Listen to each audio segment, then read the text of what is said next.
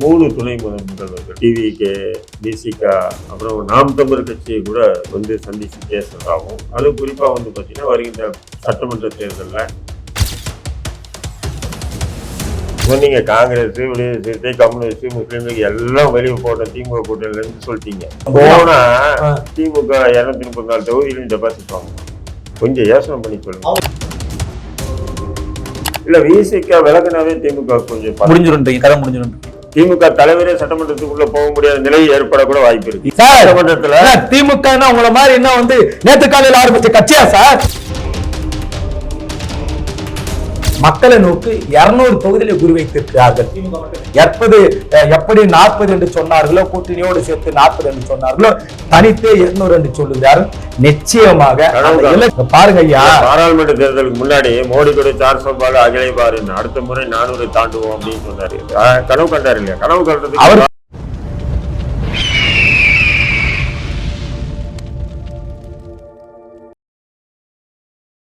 அரசியல் உறவுகளுக்கு வணக்கம். இன்றைய விவாத நிகழ்ச்சியில் நம்மோடு இணைந்திருக்கும் சிறப்பு விருந்தினர்கள் இந்திய தேசிய கட்சியின் தலைவர் தடா ரஹீம் மற்றும் தேசிய முன்னேற்ற கழகத்தினுடைய தலைவர் ஜிதி சிவா அவர்கள். இருவருக்கும் வணக்கங்கள். 2026 அரசியல் களம் பல முக்கிய திருப்பங்கள் நடக்க இருக்கிறதா சொல்லப்படுது. அதிலையும் குறிப்பாக அதிமுகவினுடைய தலைமையில் தாவேகா, விசிகா எல்லாம் இணைந்து திமுகவுக்கு எதிரான ஒரு மாற்று அணியை உருவாக்கப்படுறதெல்லாம் செய்திகள் வருது. அப்படி ஒரு அணி அமைந்தால் திமுகவின் நிலை என்ன? தடா ரஹீம் அவர்களே சொல்லுங்க. அதாவது திமுகல இருந்து விடுதலை சிறுத்தை விலகினா விடுதலை சிறுத்தை மட்டும் விலகாது, அது கூட இருக்கக்கூடிய கம்யூனிஸ்ட் கட்சிகளும் விலகிச்சுன்னு சொன்னாங்கன்னா, திமுகல வந்து ஓட்டு வங்கி அரசு கட்சின்னு சொன்னா அது விடுதலை சிறுத்தை மட்டும்தான் ஓரளவுக்கு ஓட்டு வங்கி உள்ள.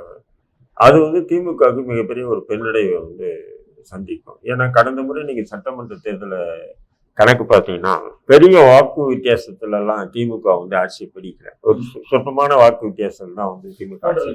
ஆமா, அந்த ஆட்சியை பிடிச்சு. அப்போ அந்த சரிவு வந்து சொன்னா அதை திமுக எதை கொண்டு சரி பண்ணுன்றது வருங்காலங்களில் தான் நம்ம பார்க்க முடியும். அது அந்த கூட்டணி நேரத்தில் அவங்க போடுற கணக்கு தான்.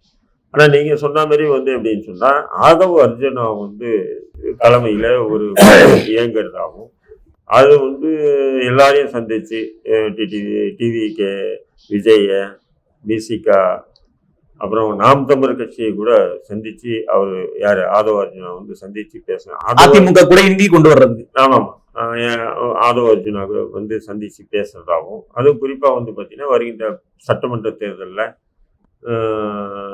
விசிகா, டிவிகா, அவங்க என்ன தாவேகாவா என்ன கன்றாவி, அது தாவேகா பிளஸ் என்டிகே, நாம் தமிழரும் 3 பேரும் சேர்ந்து அதிமுக தலைமையில போட்டியிடறதாகும். அப்படி போட்டிட்டாங்கன்னா திமுக வந்து இல்லாத இருக்கிற இடம் தெரியாம ஆக்கலாம் அப்படின்ற ஒரு திட்டமிடல் வந்து ஆதவ் அர்ஜுனா எடுத்து செயல்படுறதா. ஆதவ் அர்ஜுனா பாத்தீங்கன்னு சொன்னா அவர் மிகப்பெரிய ஒரு அரசியல் நிபுணரோ அல்லது மிகப்பெரிய ஒரு அரசியல் பாரம்பரியத்திலிருந்து வந்தவரோ அல்லது ஏதோ ஒரு சமூக மக்களுடைய பெரிய தலைவரோ அல்லது அவருக்கு பின்னாடி தமிழ்நாட்டில் வந்து அவருடைய சொற்படி கேட்கக்கூடிய ஓட்டு வங்கியே எதுவுமே இல்லை. லாட்டரி சீட்டு விற்பனை மூலயமா பல லட்சம் கோடிகளை சம்பாதிச்சு வச்சிருக்கக்கூடியவருடைய மருமகன் தான் ஆதவ் அர்ஜுனா. அதனால கோடிக்கணக்கான சொத்து இருக்கணும் போது இன்னைக்கு வந்து எப்படின்னா பணக்காரனுடைய பேச்சு தானே உள்வாங்கிக்கிறாங்க. அப்போ அவர் விசிகால இணைஞ்சு உடனே வந்து அவர் சமீபத்தில் வந்து சீமானை போய் சந்திச்சு இதே கோரிக்கை வச்சார். அப்போ அதிமுக தலைமையில வந்து சட்டமன்ற தேர்தலை எதிர்கொண்டா தேர்தல் முடிஞ்ச பிறகு 3 துணை முதல்வர், எப்படி ஜெகன்மோகன் ரெட்டி ஆட்சி காலத்துல ஜெகன்மோகன் ரெட்டி இருந்தார் இல்லைங்களா, அவருடைய ஆட்சி காலத்துல 5 துணை முதல்வர் இருந்தாங்க. அதே மாதிரி வந்து அதிமுக தலைமையில் தேர்தலை பவர் ஷேர் பண்ணி 3 துணை முதல்வர்கள், ஒன்று விஜய், பவன் கல்யாண் மாரி துணை முதல்வர், இன்னொன்று விசிகா தலைவர், இன்னொன்று வந்து சீமான். இப்படி ஒரு ஒரு பேச்சை ஆதவ் அர்ஜுனா பாக்கெட்ல போட்டுட்டு சுத்திட்டு இருக்காரு. அது எந்த அளவுக்கு ஒர்க் அவுட் ஆகுதுன்னு எனக்கு தெரியல. நீங்க எப்படி பாக்குறீங்க? திமுக தடுமாறுமா, தோற்குமா அப்படின்னு கேக்குறேன் நான். இல்ல விசிகா விலகினாவே திமுக கொஞ்சம் முடிஞ்சிருன்றீங்க, கதை முடிஞ்சிருன்றீங்க. சாப்டர் க்ளோஸ்ன்றாங்க. இப்ப நீங்க திமுக வந்து 2026 காலி அப்படிங்கறதா அவங்க சொல்லக்கூடிய முடிவா இருக்கு. ஏன்னா இந்த கூட்டணி அமைஞ்சா ஒரு அதிமுக தலைமையில் இதெல்லாம் நடந்துச்சு. ஐயா, அரசியலை கூர்ந்து கவனித்துக் கொண்டிருக்கக்கூடிய நேயர்களுக்கு தமிழ்நாட்டு மக்கள் நன்றாக தெரியும். 2019 மதிமுக, விசிக, 2 கம்யூனிஸ்டுகள், 2 முஸ்லிம் கட்சிகள், இவர்களெல்லாம் காலாவதி போன கட்சியாக இருந்து நேரடியாக திமுக கூட்டணி இணைந்த பிறகுதான் அந்த கட்சிக்கு உயிர் வந்ததுன்னு அந்த கட்சி தலைவருக்கே தெரியும். நான் தவறாக யாரும் விமர்சனம் வைக்கல இல்லைங்க, நான் தவறாக யாரும் விமர்சனம் வைக்கவில்லை, நிதர்சனமான உண்மையை சொல்கிறேன். ஆகவே அந்த கட்சி தலைவர்கள் விசுவாசத்தோடு இந்த கட்சி இந்த அளவிற்கு ஒரு வலிமையான பாதையில செல்கிறது என்று சொன்னால் 2016 மக்கள் நல கூட்டணியிலே இருந்து எப்படி படுதோல்வியை சந்தித்தது, அதற்கு பிறகு திமுக கூட்டணி சேர்ந்து எப்படி இந்த கட்சிக்கு புத்துயிர் கொடுத்தார்கள் என்று அந்த கட்சி தலைமைக்கு நன்றாக தெரியும். ஒருபோது அந்த கட்சி தலைவர் தவறான முடிவு எடுக்க மாட்டார்கள். அதே மீறி இவர் எடுத்தார் என்று சொன்னால் ஏற்கனவே திராவிட முன்னேற்ற கழகம் தலைமையிலான வியூகம் மக்களை நோக்கி 200 தொகுதியில குறிவைத்திருக்கிறார்கள். எப்படி 40 என்று சொன்னார்களோ, கூட்டணியோடு சேர்த்து 40 என்று சொன்னார்களோ, தனித்தே 200 என்று சொல்லுகிறார்கள். நிச்சயமாக அந்த இலக்கை நெருங்கி வரக்கூடிய சூழல் இப்போதே இருக்கிறது. பிரிஞ்சு போனாலும் நாங்க அடிப்போம். ஆகவே இவர்கள் அவசரப்பட்டு ஆசை வார்த்தையில நம்பி அந்த அதிமுக என்கிற கட்சியோட கூட்டணிக்கு சென்றால் படுதோல்வியை சந்திப்பார்கள். மீண்டும் ஒரே ஒரு இடத்தில் கூட இவர்கள் சட்டமன்ற உறுப்பினர் முடியாது. அதாவது ஐயா பாருங்க ஐயா, பாராளுமன்ற தேர்தலுக்கு முன்னாடி மோடி கூட 400 அகிலே பாருன்னு அடுத்த முறை 400 தாண்டுவோம் அப்படின்னு சொன்னாரு. கனவு கண்டாரு இல்லையா? கனவு கண்டது அவர் கேட்டாருங்க. நாங்க சொன்னல 40ன்னு வெற்றி பெற்றோமா இல்லையா? மோடி தோற்கலாம், எவனோட வியூகம் திமுக தலைமையில கூட்டணி தோத்துதா? தோற்க மாட்டாருங்க. 40 சொன்னோமா? வெற்றி பெற்றோமா? சொல்லுங்க பண்ணீங்க. கேள்வி நான் கேட்பது, இவர்கள் நீங்கள் சொல்லக்கூடிய விசிக, கம்யூனிஸ்ட், முஸ்லிம் லீக் போன்ற கட்சியெல்லாம் அங்கே சென்றால் நிச்சயமா தோல்வி நோக்கி பயணமாக அதிமுகவோடு. திமுக என்பது மிகப்பெரிய மக்கள் மத்தியிலே சார் நீங்க இப்ப சொல்ற கண்ணோட்டத்திலே சார் இப்ப உங்களோட ஸ்டேட்மெண்ட் எப்படி இருக்குன்னா, கூட்டணியில இருந்தா உங்களுக்கு லாபம், கூட்டணி இல்லைன்னா எங்களுக்கு நஷ்டமே இல்லை அப்படின்னு சொல்ற மாதிரி தானே இருக்கு. ஆமாங்க, அப்பனா கூட்டணி ஏன் வைக்கிறீங்க? அப்படி இல்ல, கூட்டணியில இருந்தா லாபம், கூட்டணியில இல்லைன்னா டபுள் லாபம் அப்படிங்கிற மாதிரி தான் இருக்கு. என்பது எங்கள் கொள்கைக்கு ஒத்துப்போ, நாங்கள் சமூக நீதி அடிப்படையிலே அரசியல் கட்சியை நடத்துகிறோம், ஆட்சியை நடத்துகிறோம். அப்போது இதை நோக்கி பயணித்து வரக்கூடிய சமூக நீதினா என்ன பல முறை சொல்லி இருக்கிறேன். எனக்கு தெரியல. இப்ப நீங்க சுதந்திரமா பேசிட்டு இருக்கீங்க பத்தில, உங்களுக்கு எந்த பிரச்சனையும் இல்லாம நீங்க அதிமுக ஆட்சியில் கூட இதோட சுதந்திரமா போராடிட்டு கூட சொல்லிக்கலாம் சார், சொல்லிக்கலாம் கூட இருந்தேன். நீங்க திமுக மேல இருக்கக்கூடிய அந்த கோபத்துல நீங்க தவறா பதிவு, உள் மனசுக்கு நல்லா திமுக எனக்கு வரப்ப பிரச்சனை. அதுதான் ஏன் எப்ப பாரு திமுக விமர்சனம் வைக்கிறீங்க? அதான் கேட்கிறேன். திமுக வாங்க போவோம் அண்ணன் நம்பிய கை கோப்பா, ஏன் இந்த பிரச்சனை? திமுகவுடைய தொடர் மக்கள் விரோத செயல்பாடுகளை பொதுவெளியில கொண்டு போறது இல்லையா? கடமை. ஏற்கனவே மக்கள் விரோத பக்க கடைபிடித்து இருக்கக்கூடிய அதிமுக வீட்டுதான் மக்களோடு கரம் கோர்த்து திமுக வெற்றி பெற்றிருக்கிறது. நீங்க எதிர்கட்சி இருக்கும்போது கோபேக் மோடின்னு, ஆளுங்கட்சி என்ன கம்பேக் மோடின்றீங்க. நான் எங்க சார் சொல்லி இருக்கிறோம்? சாதாரண கூட எத்தனை போனோட திட்டமிட்டு எத்தனை போனா சொல்றேன். வெள்ளை கொடையோட போறதுனால நீங்க பிரச்சனை வருது. வெள்ளை கொடையோட போறீங்களா? அதான பிரச்சனை. திமுக பார்த்து திமுக படைய பார்த்து பாஜக மிரளுகிறது. அதையும் பேச மறுக்கிறீங்க. எங்கயா மிரளுது? நீங்க அதே பிரதமரை வைத்துக் கொண்டு மேடையில எத்தனை கேள்வி எழுப்பினார். 28 முறை ஒன்றிய என்று சொன்னாரு தமிழ்நாட்டுடைய முதலமைச்சர் ஐயா தளபதி அவர். இதெல்லாம் உங்க காது ஒலிக்காதா? ஒன்றிய அரசு இந்தியாவில் பிரதமரை மேடையில வைத்துக் கொண்டு ஒன்றிய என்று பிரதமரோட நிதியை கேட்டு பிரதமர் அந்த அளவுக்கு கிடுக்குப்பிடி போட்டு ஒரு முதலமைச்சர் இந்தியாவில பேசியிருக்கிறார் சொன்னால் மோடிக்கு எதிராக மத்திய பாஜக எதிராக மேடையில அது ஐயா தளபதி வந்து மறுக்க முடியுமா? அடுத்த நாளே இந்திய பிரதமர் எல்லாம் நான் சொல்றேன், ஒன்றிய அரசின் பேசுறது சட்ட விரோதம் அல்ல, தேச துரோகமும் அல்லாது. உங்களுக்கு தெரியுங்க, பாஜக ஒத்துக்கல இல்லையா? பாஜக எதிர்க்குது இல்லையா? எதிர்க்கக்கூடிய வார்த்தை நீங்க ஆண்மை உள்ள உண்மையிலே மோடியை உட்கார வச்சுட்டு நீங்க பேசணும்னு சொல்லியிருந்தா நீங்க அங்க உட்கார்ந்து ஆமாங்க வீட்டை கொண்டு வந்து தவறு எல்லாமே பேசியிருக்கிறோம். 317 காஷ்மீர் அந்த பொது சட்டத்தை வந்து காமன் இதுவா வந்து நீக்கினது தவறு. இப்படி நீங்க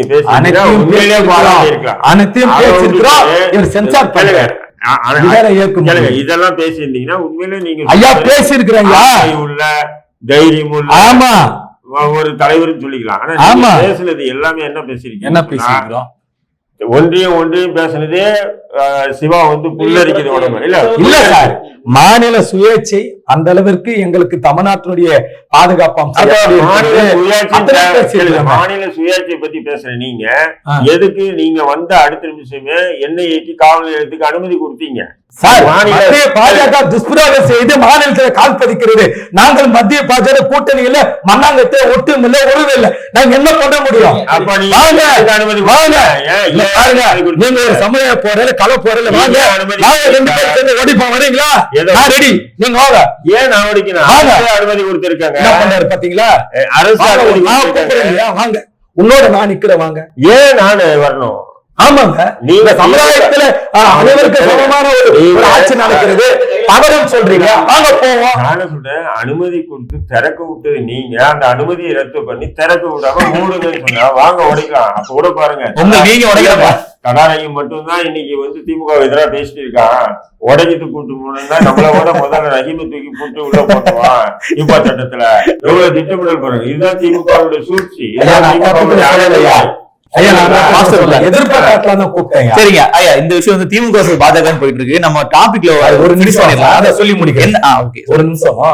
அதாவது டிவிக்கு, அதாவது விஜய் அவர்கள் கட்சி வந்தால் அப்படி இப்படி என்று சொல்லி இவர்கள் தேவையில்லாமல் இல்லாத ஒரு வாக்கு சதவீதத்தை இருப்பது. விஜய் நம்ம வீட்டுல கூட்டணி அமைந்தால் திமுக ஒரு பலவீனம் தானே? அதுதான் ஒரு பலவீனம் இல்லை. எப்படி சொல்றீங்க பலவீனம்? ஆமா, சீட்டுகள். நீங்க கடந்த காலத்துல கூட்டணியில வெற்றி பெற்றிருக்கீங்களா சார்? கூட்டணிக்கு வருபவர்களை வேண்டாம் என்று சொல்ல முடியுமா? எங்களுடைய கொள்கை பிடித்திருக்கிறது, திமுகனுடைய பாதை பிடித்திருக்கிறது. நாங்கள் அரசியல் கட்சி நடத்துகிறோம். உங்களோட கரங்கோர்க்க தேர்தல் அடிச்சோம்னா வரவேற்க தான் செய்ய முடியும்.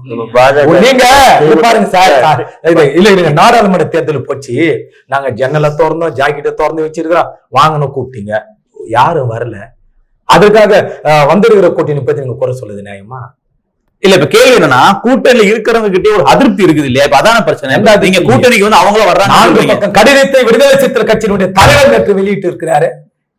நாங்கள் இப்போது மட்டுமல்ல, எப்போது மட்டுமல்ல, 2026 நாங்க திமுக தான் கூட்டணி. ஆட்சியர்கள் பங்கு கொடுப்பீங்களா? நான்கு பக்கம் அமைச்சர் பதவி கொடுப்பீங்களா?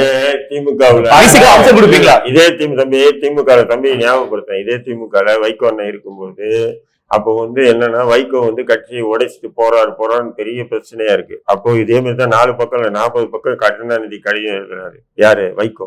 என்ன எழுதுறாருன்னா, நகையும் சதையும் எப்படி பிரிக்க முடியாது, ரத்தத்திலிருந்து சிகப்பு அணுவை எப்படி பிரிக்க முடியாது, அது போல நானும் திமுகன்னு சொல்லி கடிதம் எழுதிட்டு அடுத்த நாளே என்ன பண்றாரு, கட்சியை விட்டு பிரிஞ்சு மறுமலர்ச்சி திமுகன்னு சொல்லி அறிவிச்சாரு. அரசியல் சொல்றேன், திமுக உடைத்து தனியாக சென்று தனியார் கட்சியை ஆரம்பித்ததுனால் திமுக பர்தோலை சந்தித்து இருக்கிறதா? இன்று அந்த வைகோ அவர்கள் யாரை நம்பி வந்திருக்கிறார்? அதே திமுக நம்பி. ஆகவே இதுக்கு அதிகார பேசுற மாதிரி இருக்கு. நீங்க எங்க கிட்ட தான் வரணும் அப்படிங்கிற மாதிரி. அன்பான தோணி, நீங்கள் துரோகம் செய்தீர்கள். துரோகம் செய்தவர்களுக்கும் ஒரு வாய்ப்பு வழங்கி இங்கே எம்பி ஆக்கப்பட்டு மக்கள் பணி செய்வதற்கு ஒரு வாய்ப்பு கொடுத்திருக்கிறேன். இடம் இருக்கு திமுக கூட்டணியில அப்படின்னு சொன்னா, அப்ப திமுக எவ்வளவு பெரிய துரோக கட்சி? அப்படி இல்ல சார், துரோகம் செய்தவர்கள் தன் தவறை உணர்ந்து இருக்கிறார்கள். அதை வைத்துதான் மன்னித்து விடுதான் மனசாட்சிக்கு. ரவுடி பசங்க எல்லாம் ஒண்ணு சேருவானுங்க, திருட்டு பசங்க ஒண்ணு சேருவாங்க, முள்ள மாதிரி எல்லாம் ஒண்ணு சேருவானுங்க. அதே மாதிரி வந்து துரோகிகளா ஒண்ணு சேருவாங்க. இது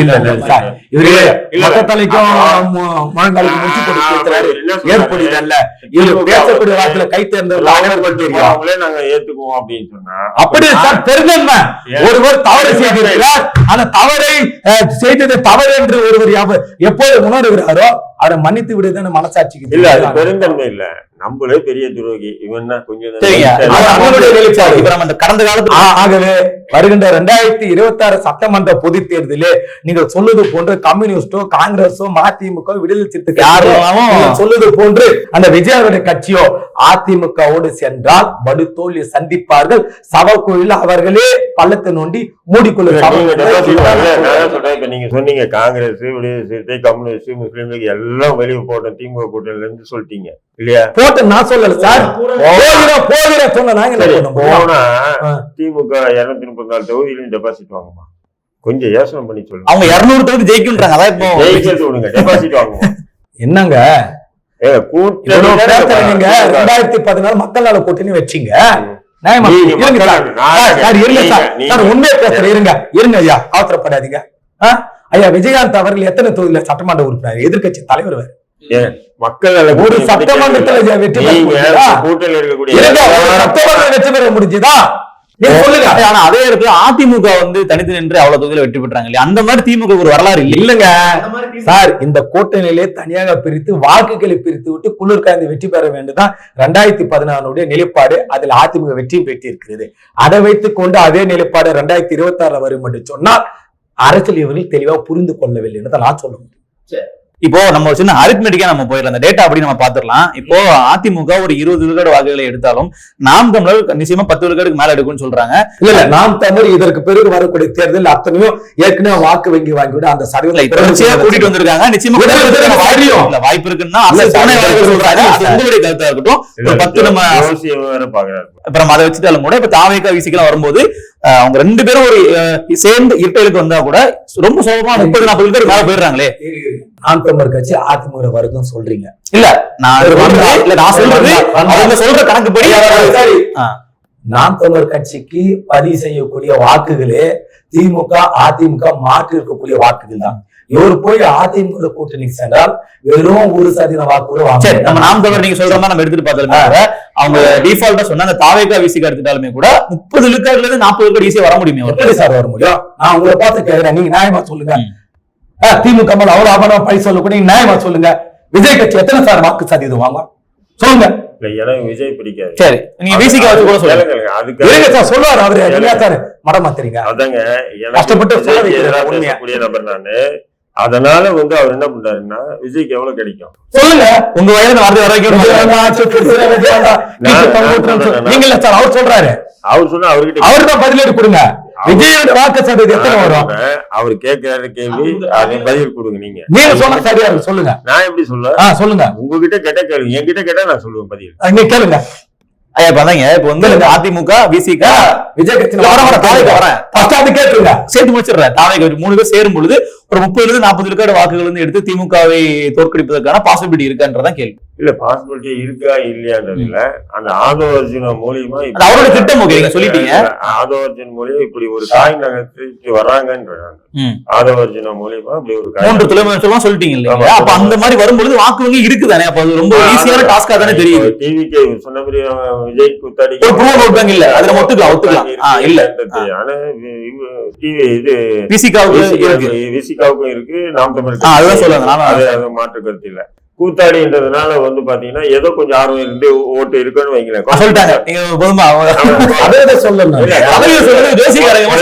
இல்ல 4-5% அதான் எதிர்பார்க்கிறேன். கோட்டையை பிடிக்கிறது இல்ல நீங்க சொல்லுங்க. அவசரப்படாதீங்க. அதிமுக 5% வாக்கு இருக்கு. நாம் தமிழர் 1% தான் வருவாங்க. நாம் தமிழருக்கு ஒரு கூட்டணி வச்சா இது ஒரு 5 போட்டீங்கன்னா அது திமுகவுக்கு வந்து சமாளித்தன 234 தொகுதியில வந்து திமுக தலைவரே சட்டமன்றத்துக்குள்ள போக முடியாத நிலை ஏற்படக்கூட வாய்ப்பு இருக்கு. இது பெரிய ஜோசி கதையால இருக்கு. இல்ல உண்மை சொல்றேன். எப்படி தலைவர் கூட சட்டமன்றத்துல திமுக உங்களை மாதிரி என்ன வந்து நேத்து காலையில ஆரம்பிச்ச கட்சியா சார்? உங்களை சொல்றேன். நேத்து காலையில ஆரம்பிச்ச கட்சியா சார்? எத்தனை பேர் பார்த்து இருக்கிறாங்க, எத்தனை ஜாம்பால பார்த்து. திமுகவில் ஒரு கிளையில சென்றாலும் கூட கிராம இருப்பதுல முன்னாள் எம்எல்ஏ இருப்பார், முன்னாள் பாராளுமன்ற உறுப்பினர் இருப்பார். ஒரு திமுக ஒன்றிய செயலர் பொறுப்புல போய் பாருங்க, எத்தனை சட்டமன்ற உறுப்பினர், எத்தனை முன்னாள் சட்டமன்ற உறுப்பினர், எத்தனை முன்னாள் அமைச்சர் ஒன்றிய செயலர் பதவிக்கே இருக்கிறார். இன்னும் அந்த கட்சியில பொறுப்பாளர் முழுசா இல்ல. நீங்க சொல்லக்கூடிய அந்த நாத்தாக்க கட்சியில தினமும் 4 பேர் போயிட்டே இருக்கிறாங்க. ஊடக கலைஞ்சிட்டே இருக்கு. இல்ல கூட்டணி வச்சுங்கன்னா ஏற்கனவே உங்களுக்கு தனியா போடுறாங்க வாக்குகள் எல்லாமே சதுர. நாம் தமிழ் கட்சியில இருந்து எல்லாருமே ஏன் போறாங்கன்னா கொஞ்சம் பேரு சன் டிவி வந்து தலைமையை போடுறாங்க, ப்ராப்ளம் ஆயிடுறாங்க அதுல இருந்து. அப்ப அதுக்காகவே நிறைய பேர் ஒரு நாளைக்கு நம்ம இன்னைக்கு நீ போறேன்னு சொல்ல, நாளைக்கு போ. அவன் பொண்டாட்டி 4 பேருக்கு அடமான வச்சு கட்சிக்கு செலவு பண்ணிடுற அவன் வேதனோட வெளியே போற ஒரு நகைச்சுவை பாருங்க. சிவாவோட மோசமால பேசுறாரு. சிவான மேல் பகுதி பேச்சு கூட நானும் சொல்றேன். திமுகவுடைய வளர்ச்சிக்காக பொண்டாட்டி தாலியும் பிள்ளைகளுடைய அண்ணா கயிறை கூட வச்சுட்டு தன்னுடைய வாழ்க்கை முழுக்க இழந்துட்டும் பிச்சை எடுத்துட்டு தானே இருக்காங்க. ஆனா நீங்க இப்ப என்ன பண்றீங்க? கார்பரேட் எவன் கோடிக்கணக்கில் காசு கொடுக்குறானோ அவனுக்கு எம்எல்ஏ ஆக்குறீங்க, அவனை எம்பி ஆக்குறீங்க. அப்படி நீங்க பாத்தீங்கன்னா அப்ப திமுகவுக்கு உழைச்ச தொண்டனுடைய நிலை என்ன? தொண்டனுக்கு நிலை திமுக பொறுத்த வரைக்கும் அனைவரும் சந்தோஷமா தான் இருக்கிறார். நீங்க ஏதோ உங்க கட்சி கூடாரம் கலை திமுக தப்பிக்க நினைக்க வேணாம் சார்.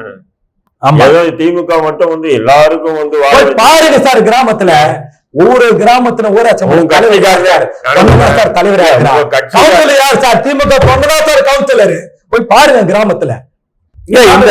அவங்க என்ன சொல்றாங்கன்னா இந்த 3 ஆண்டு 4 ஆண்டு ஆட்சி காலத்துல மக்களுக்கு திமுக மீது ஒரு வெறுப்பு இருக்கு, அது இந்த தேர்தல் பிரதிபலிக்கும். வெறுப்பு இல்ல சார், 2027 இவங்க தான் வரணும்னா மக்கள் மத்தியில பொறுப்பு தான் இருக்கு. நீங்க சொல்லக்கூடிய திமுக எதிர வெறுப்பு இல்ல, பொறுப்பு தான் இருக்கு. மீண்டும் 27 திமுக வரணும் பொறுப்பு தான் இருக்கு, இல்ல வெறுப்பு இருக்கு. சரி, நம்ம மக்கள் கருத்தையுமே அவங்க கேட்கலாம். மக்களோட மனநிலை எப்படி இருக்கிறத நீங்க பாக்குறீங்க? மக்கள் வந்து எப்பவுமே ஆளுங்கட்சிக்கு எதிரான ஒரு இது இருக்கு இல்லையா, அது ஒரு 3-5% பொதுவானது கேட்கல. குறிப்பிட்டு இந்த திமுக ஆட்சி காலத்துல எப்படி இருக்கு? என்னங்க இவங்க இதுவா பண்ணாங்க? பெரிய அளவுக்கு ஒரு மாற்றம் வர்றதுக்கு திமுக இப்ப இவர் சொல்ற 40 தொகுதி பாராளுமன்ற தேர்தல் ஒரு விதமான ஒரு அதிருப்தி அலை பாஜக எதிரான வந்து இங்க தமிழ்நாட்டுல வந்து இதுவாச்சு. எதுக்குன்னு சொன்னா அது காங்கிரஸ் கூட்டணி, காங்கிரஸ் பிரதமர், அதாவது ராகுல் காந்தி வந்து பிரதமர் ஆகணும் அப்படின்ற ஒரு எண்ணம் இருந்தது. அதனால சிறுபான்மை மற்றும் ஒடுக்கப்பட்ட மக்கள் எல்லாரும் சேர்ந்து அதை ஆதரிச்சாங்க. அதே இது 26ல அதே கழுத்துல மாட்டிட்டு இவங்க சுத்தினாங்கன்னு சொன்னா எந்த இதுவும் இல்ல, அடிபட்டு தான் சாவாங்க. அதாவதுங்க நீங்க 2024 தேர்தல் நீங்க சொன்னீங்க 40 கிராமம் அடிச்சோம் பாத்தீங்களா, அதே மாதிரி 200 அடிப்போம்னு. 40 நீங்க வாங்கல அந்த ஓட்டை, அது வந்து பாஜக எதிரான வாக்குகள் வேற வழி இல்லாம உங்களுக்கு வந்துருச்சு. ஆனா 26ல வேற கூட்டணி அமைஞ்சுன்னா நீங்க காலி. பொருளாதார பொறிவுரைகளா நிறைய பேரு அதிமுக ஐடிவிங்க இருந்துகிட்டு நாங்க ஒரு 30 தொகுதியில வெற்றி பெறும் சொன்னாங்க. பாஜக நாங்க ஒரு 20 தொகுதி வெற்றி பெறணும் அவரு ஒரு அண்ணாமலை சொல்லி இருக்கிறாருங்க. ஆட்டுக்குட்டி அண்ணாமலை ஒரு தொகுதி வெற்றி பெற முடியலையே. இருங்க சார், இதே அதிமுக என்ன சொன்னாங்க? பாஜக ஒட்டுமில்ல ஒருமில்ல, நாங்க புனிதமாகிட்டோம், இஸ்லாமியருக்கு ஆதரவா நிலைப்பட்டவங்க உறுதியா இருக்கிற சொன்னாங்கல்ல, அது மோடி எதிர்ப்பு தானே. ஏன் மக்கள் உங்களுக்கு வாக்களிக்கல? இல்ல அவங்க அது கொஞ்ச நாளைக்கு முன்னாடி வரைக்கும் பாஜக கூட்டணியில இருந்தாங்க இல்லையா, அதனால அந்த ஒட்டுமில்ல உரமில்ல நாங்க புனிதமாகிட்டோம் சொன்னாங்கல்ல. அதே திமுக கூட்டணி விட்டு காங்கிரஸ் வெளியே வந்து அதிமுக கூட்டணி பண்ணிருந்தாங்க. அதிமுக காங்கிரஸ் கூட்டணி 40 தொகுதி வெற்றி இருக்கும். இது வந்து தாயம் போட்டு பாத்துக்கலாம், சோழி உரித்து பாத்துக்கலாம். திமுக கூட்டணியை உடைக்க வேண்டும் என்பது இது இந்திய அளவில் நடக்கக்கூடிய ஒரு சதி, தமிழ்நாட்டில் இருக்கக்கூடிய ஒரு சதி. அந்த சதினுடைய கூட்டமைப்புல அண்ணனும் ஒரு அங்கன்றதான்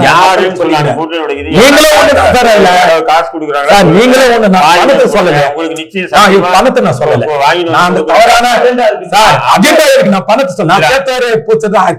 அரசு நான் பண்ணல, அந்த அஜெண்டால ஒரு பங்கு இருக்குதான் சொல்ற, பணம் இருக்கு நான் சொல்லவே இல்லை.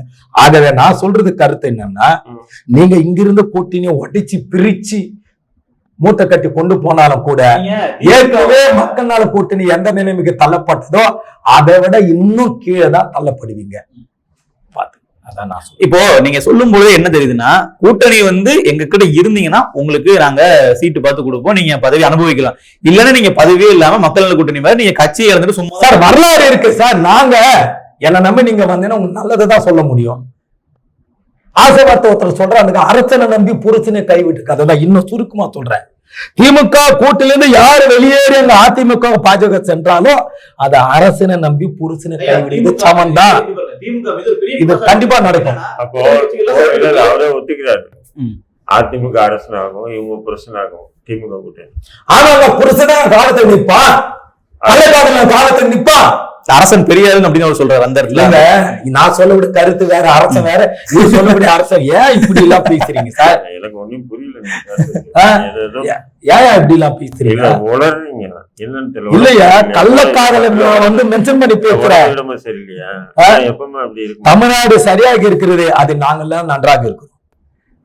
நீங்களும் தான் திமுக மேல வைக்கக்கூடிய மிகப்பெரிய குற்றச்சாட்டு, கூட்டணி கட்சிகள் எல்லாம் சேர்த்துக்கிட்டு அவங்களுடைய உழைப்பை சுரண்டி அவங்களுடைய வாக்குகளை வாங்கி வெற்றி வகை சூடி இவர்கள் வந்து அதிகாரத்தை அவங்களே வச்சுக்கிறாங்க. அதிகாரத்தை பரவலாக்குறது கிடையாது, கீழே இருக்கிறவங்களுக்கு அதிகமான சீட்டுகள் கொடுக்கறது இதை இல்ல. சொன்ன விஞ்ஞானி இது யாரு? வந்து தொடர்ச்சியா திமுக வைக்கப்படக்கூடிய ஒரு அந்த குற்றச்சாட்டு. விஞ்ஞானி யாரு சார்?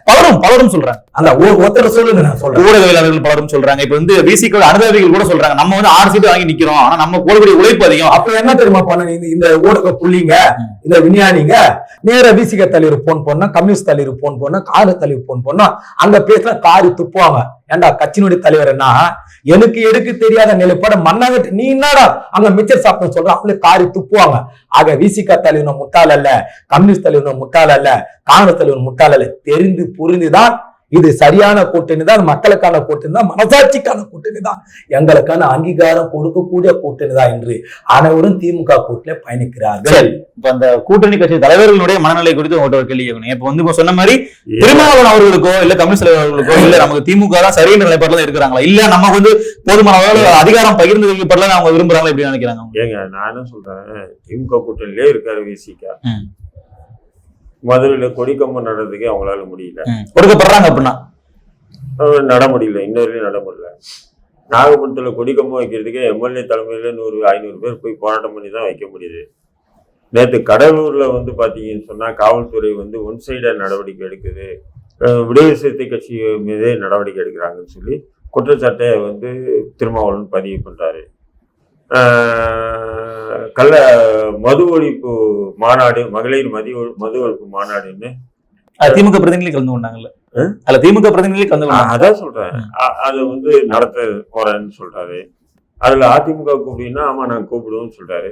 அவ்வளவு சீக்கிரம் இவர் சொல்றாருல யாரோட போட்டோம் நாங்க தான் வெற்றி பெறுவோம்னு சொன்னாரு. இந்த பேச்சு இன்னுமே வந்து இவர் டைலாக் எல்லாம் சூப்பரா இருக்கும், யாரோட போட்டோம் நாங்க தான் வெற்றி பெறுவோம்னு. அதே அப்படி இருந்தேன்னா அவர் அதிமுகன்னு ஒரு வார்த்தை சொன்னார் இல்லையா, விடுதலை சிறுத்தை தலைவர் அந்த மது ஒழிப்பு பேரணி இது மாநாட்டில் வருவாங்க. அடுத்த நிமிஷமே அமெரிக்கால இருந்து துள்ளி குதிச்சு சென்னைக்கு வந்துட்டார். பார்த்து இல்ல சுற்றுப்பயணம் முடிந்து விட்டது, அரசு சரி சுற்றுப்பயணம் முடிஞ்சும் வந்தார் இல்லையா. வந்த எவ்வளவு வேலை இருக்கு அவரு தமிழ்நாட்டுல. அவரு சுமாரா 20-25 நாள் அமெரிக்காவுக்கு போய் உல்லாசமா சுத்தி பார்த்துட்டு வராரு. சரி சரி, அங்க இருந்து அரசு பயணங்க சரி ஏதோ ஒண்ணு நிதியை ஈர்ப்பதற்கு போனாரோ, நிதியை வைக்கிறதுக்கு அது வேற விஷயம், அந்த கதையில நம்ம கண்டா விடுங்க. வந்தாரு, வந்த உடனே திருமாவளவனை கூப்பிட்டு கூப்பிடல, சந்திக்க அவர் நேரம் கேட்கிறார். கூட்டணி கட்சி தலைவருக்கு மதிப்பளித்து வெளியே தெரியுது உள்ளுக்குள்ள என்ன சொல்றாங்க, நீங்க வந்து தம்பிக்கு ஒன்னும் அரசியல் தெரியலையா இல்ல நம்ம முட்டாளான்றது எனக்கு நான் என்ன சொல்றேன். எப்பவுமே ஒரு கட்சி தலைவரை கூப்பிடணும்னு சொன்னா அந்த கட்சியில இருக்கக்கூடிய தலைமை செயலர் வந்து முதல்வர் உங்களை பார்க்கணும்னு சொல்றாரு, எப்படி பண்றீங்க, நீங்க ஒரு கடிதம் கொடுங்க, எப்படி நீங்க ஒரு கடிதம் அனுப்புங்க, உடனே உங்க கடிதம் கொடுப்பாங்க. அதான் முறை. முதல்வர் பார்க்கணும். ஆமா ஆமா, திரைமறைவான விஷயம். அப்போ அந்த கடிதம் கொடுத்து பாக்குறாங்க. பார்த்துட்டு என்ன பண்ற, திமுக இந்த மாநாட்டுல கலந்துக்குன்னு சொன்னாரு பாத்தீங்களா. அப்பவே விடுதலை சிறுத்தையை விடுறதுக்கு திமுக கூட்டணி தயாரா இல்லை. நேரே விட்டு போனாங்கன்னா நம்ம இந்த முறை வந்து கடுமையான தோல்வியை சந்திப்போன்றது திமுகவுக்கு நல்லாவே தெரியும். அதனால்தான் இது நாள் வரையிலும் வந்து விடுதலை சிறுத்தை கட்சியினுடைய 2ஆம் கட்ட தலைவர்கள் பொது வெளியில அசிங்கமா கிழிச்சு தொங்க போடுறாங்க. ஆனா இவங்க வந்து அது காது கொடுத்து கேட்கற மாதிரி இல்லை. ஏன்னா எல்லாமே விசிக தலைவர் தான் 4 பக்க கடிதத்தை எழுதியிருக்கிறார். நாங்கள் 26ல அவங்க என்ன சொல்றாங்க, அது கூட நீங்க திமுக சொல்லி இப்பெல்லாம் போடுங்கன்னு சொல்லி அழுத்தம். அந்த தலைவருக்கெல்லாம் விடுதலை சிறுத்தை கட்சி தலைவர் விழிப்புணர்வு இல்லாத ஒரு தலைவர் அல்ல. நீங்க அதையும் தயவு செய்து புரிஞ்சுக்கணும், சரியா? ஆகவே இவர்களுக்கு பிரச்சனை விடுதலை சிறுத்தை கட்சி திமுக ஒரு பலமாக இருக்கிறது, திமுக நெருக்கமாக இருக்கிறது. இதை எப்படியா ஒழித்து விடலாம் என்று பல இந்த ஒரு கருத்துன்னு ஒண்ணு இருக்கு. இப்ப எப்படின்னா, இப்ப விசிகாவினுடைய தலைவர் திருமாவளவன் ஆகட்டும் ஆட்சி அதிகாரத்தில் பங்கு கொடுப்பது சரியானதுன்னு பேசுறாரு. அதே கருத்து தான் தாவேகாவினுடைய தலைவர் விஜய் அவர்களும் வந்து சொல்லும் போது அப்ப அந்த ஒரு எதிர்பார்ப்பு இருக்கு இல்லையா, கல்யாணமா நடக்கலைங்க, அதுக்குள்ள குழந்தைக்கு பேர் வச்சு இல்ல அந்த கருத்து ஒத்த கருத்தா இருக்கும்போது அவர்கள் அதிமுகவின் கீழ் திருவதற்கான வாய்ப்பு இருக்குன்னு பார்க்கப்படுறாங்க. அதிமுக கூட்டணிக்கு ஆட்கள் இல்லை, அதனால அவங்க கூப்பிடுறாங்க. அங்க 1 தர 2 தர, அண்ணன் சொன்னது இப்ப ஜெகன்மூர்த்தி 5 கொடுத்தாரு, நான் 6 கொடுத்தாரு வாங்க கூப்பிடுறாரு. நீங்க இல்லாத கடையில டீ ஆத்திரக்கானதுதான். நீங்க ஆட்சிக்கு வரப்போறது இல்ல, திமுக தான் 2020 மீண்டும் வரப்போகுது. ஏன் இவ்வளவு பிரச்சனை? ஏன் இப்படி அந்த உறுதியா சொல்ல முடியுது உங்களால திமுக தான் வெற்றி? மக்கள் மனசு சார் பிரதிபலிக்குதுங்க.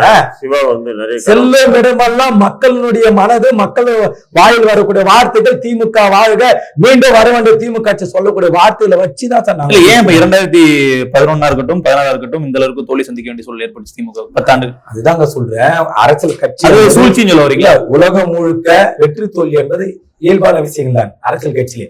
இந்த நிலைப்பாடு இன்றைய காலகட்டத்துக்கு ஆதரவா இருக்கு. அதுதான் நான் சொல்றேன்.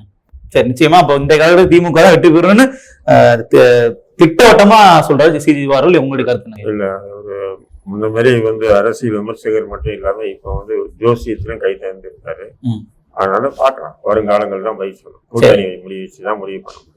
நிச்சயமா நம்ம வந்து 2026 தேர்தல் காலத்துல இப்போ பலரும் சொல்லக்கூடிய கருத்தை வந்து ஆதவர்ஜனா அவர்கள் திட்டமிட்டு பண்றாருன்னு கருத்தெல்லாம் தடதைமைகள் சொல்லியிருக்காங்க. அவங்க சொல்றது மாதிரி அந்த கூட்டணி அமைதா அதிமுகவினுடைய தலைமையில இந்த ஒரு அணியை தனியா அமைந்து திமுகவினுடைய வெற்றிக்கு அது ஒரு பாதகம் அமையுமாங்கிறதையும் திமுக என்ன மாதிரி செயல்பாடு முன்னெடுக்கிறாங்களே நம்ம பொறுத்திருந்து பார்க்கலாம். விவாதத்தில் பல்வேறு கருத்துக்களை பகிர்ந்து கொண்டீங்க. மிக்க நன்றி. இருக்கும்